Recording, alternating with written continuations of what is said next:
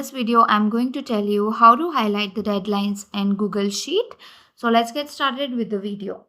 So basically I have taken a sample Google Sheet over here. What we need to do, we need to highlight this particular due date in by using the conditional formatting. I'm gonna select this particular row that you see over here, that is from B2 to B51. You can select it till 1000 as well. Once it's been selected, go to this format option. Here you will see conditional formatting. Post that, under the format rules, you will see format cells if. Here we can select the particular date if date is before today. So if the date is before today, it should be highlighted as overdue and the color should be red. So we can make it as red.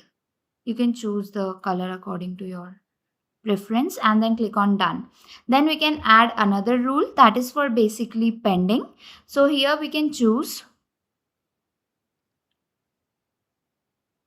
So basically here we need to select format rules. We can select date is before.